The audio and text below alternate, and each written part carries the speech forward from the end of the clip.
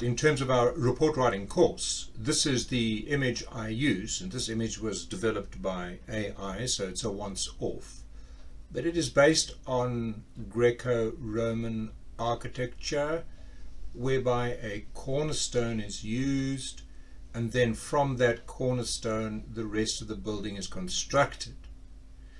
The cornerstone is obvious in front center. At the bottom we can see here the cornerstone has to be a proper cube so that angles are perpendicular, and the rest of the introduction can be laid down, and then the rest of the body of the report. So I use this as a metaphor for constructing a report.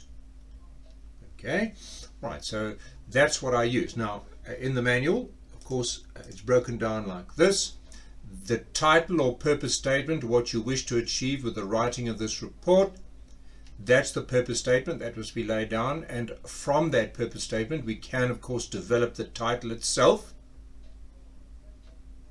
But then once that is laid down, and well laid down and properly situated, and obviously a proper cube, then we can develop the rest of the introduction, and that would be a further 5 sections which we'll get into later, including of course scope, history, needs, methods, definition of terms.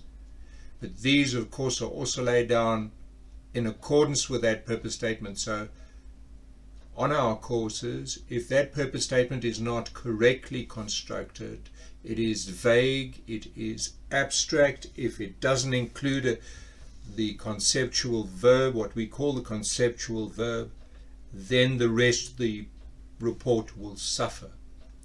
Once that foundation is laid down, once that introduction is laid down, the body is built on the sound foundation, and then an appropriate model must be chosen for the body. But that's on day 2 of the course. All right. Put down in template format, this is what it looks like. The title of the report, the executive summary. That's not what we're talking about. We're talking about here, purpose statement.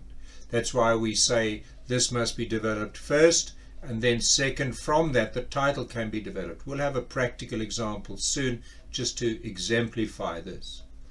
Purpose statement, there's that keystone, the cornerstone, and then the other sections of the introduction: history or background, need, scope, definition of terms, and method.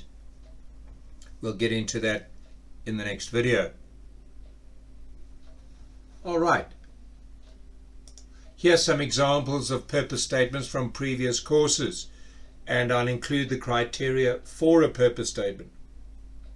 This report investigates the Berkeley West wastewater treatment works in terms of the capacity and ability to treat the sewage demands of the growing population.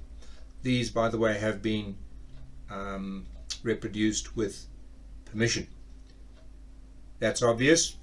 Growing population, Africa being the fastest growing population on the planet, and South Africa being one of the fastest in Africa. So the growing population in that area, and also given the legacy of South Africa with the disparities in society, what happened after 1994 was obviously immense growth but lack of infrastructure. This report, in terms of that particular area, was looking at capacity regarding the growing population, and how the sewage works treat that growing population and service them. This report evaluates deep mine microorganisms to provide bioactive compounds as intermediates in pharmaceutical development. I'm always fascinated by this one. It's when, as in South Africa we do and have been, mining authorities for many decades, we mine 5 kilometers or more below the surface of the earth, and certain unicellular organisms are found down at that depth, and they can be used in biochemistry and bioengineering to develop treatments for diseases such as TB, HIV, and of course now lately COVID. So that's what that report is about. Forgive my lack of medical understanding there, but that's really what it was about. In fact, that course was for scientists, not for engineers. This report investigates the condition of bridges in Limpopo with a view to compiling an organizational maintenance program. This report examines causes of corona. That's not COVID, by the way. That's the electromagnetic kind of field that is generated around high voltage power lines, okay, overhead lines between Gauteng and Cape Town. This report investigates the availability of potable water in St Helena Bay region, and of course we do understand that the west coast is semi-desert and there's a paucity of water, so the development of 2,000 new residential urban, given the migration down to the Western Cape, this needs to be investigated. So that's obvious. Now let's look at the criteria. Conceptual verb, critical, evaluates, investigates, examines, investigates. There we go. Secondly, a mini scope, place and time or time, Gauteng, Cape Town, 2000, 2001. Thirdly, clear. Right. Fourth, concise as it can be. Right. Those are the criteria. So, conceptual verb, mini scope, clear, concise. I've added a couple more criteria. We'll do an exercise for that later. Here, as it was done in the old days, on flip chart paper, and this was done at a sugar mill. This report investigates the effect of raw sugar color greater than 1350 Kumsa units on refined sugar production with recommendation to control raw sugar color.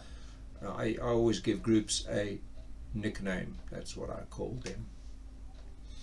Alright, so the development of a purpose statement, a single sentence. Let's go back to that slide that looks at the position within the report. There it is, the purpose statement. Now once you've got your purpose statement, alright, like this for example, one of those, once you've got your purpose statement, it's easy to develop your title. That's why we put that second. So the title is not a full sentence, it's just a phrase or a clause which indicates the title of the report. That's pretty easy to develop, but firstly one has to develop the purpose statement. So there ends the lesson on the purpose statement.